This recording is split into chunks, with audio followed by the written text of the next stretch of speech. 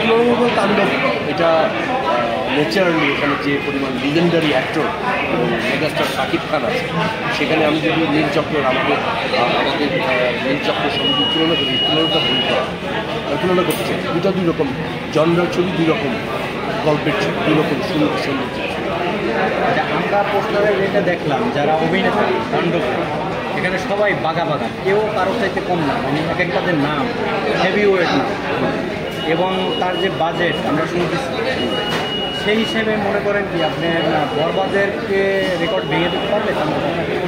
আমার বিশ্বাস তাণ্ডব যাবৎকালে রিসেন্ট আমাদের যে সিনেমার জনরা শুরু হয়েছে বা সিনেমার যে দর্শক, বাংলা ছবির দর্শক শুরু হয়েছে, তাতে সমস্ত রেকর্ড ভেঙে ফেলতে, কারণ এখানে সবচেয়ে বড় যেটা প্লাস পয়েন্ট রয়েছে, দেখেন আমাদের আন্তর্জাতিক প্রাণী রয়েছে লিজেন্ডারি বাঘা অভিনেত্রী দেখেছে, এখানে ছোট্ট একটা দৃশ্য করার জন্য বাংলাদেশের লিজেন্ডারি একটা ক্যামিও দেওয়ার জন্য, ক্যামিও তো আলাদা জিনিস, এবং প্রত্যেকটা জায়গায় রাফি সর্বোচ্চ ভালো অ্যাক্টরকে কাজ করেছে, সর্বোচ্চ ভালোভাবে শুট করার চেষ্টা করেছে, এবং এই জায়গায় সারিয়া শাকিল এবং রাহিম রাফি হ্যাটসঅপ যে তাদের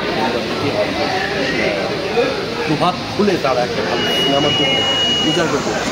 যেমন উদাহরণস্বরূপ আমি বলতে পারি, মনে করেন যে কোনো ছোটো একটা জায়গায় আপনি হয়তো দাঁড়িয়ে আছেন, কিছুই করছেন, সেই জায়গায় একজন অ্যাক্টরকে খুঁজে বের করে এনে অ্যাক্টর রিয়েল অ্যাক্টরকে দেখা গেল যে আপনি যে কোনো কাউকে ডাক দিনে এসে দাঁড়া করে দিতে পারবেন, সেটা করা হয়, তাকে বাজেট দেওয়া হয়েছে, তাকে ওখানে দাঁড়া করানো হয়েছে, যে নাকি আসলে অ্যাক্টর। এই হচ্ছে তাণ্ডব স্পেশালিটি, যে এখানে বাংলাদেশের সমস্ত লিজেন্ডারি অ্যাক্টররা কাজ করেছে, সব কিছু মিলিয়ে রাহিম রাফি সেরা কেরিয়ারের সেরা ছবি হতে যাচ্ছে, এটা আমার বিশ্বাস।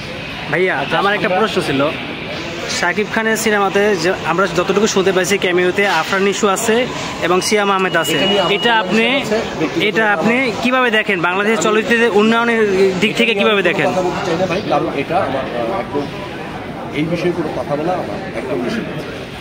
আপনি যেমন বললেন যে কথাটা বললেন যে তবে জীবনের সেরা সিনেমা হতে যাচ্ছে, হ্যাঁ হতে যাচ্ছে, এটা শাকিব খানের সংবাদ সম্মেলনে বলছে, একটা প্রোগ্রামে আমরা ছিলাম।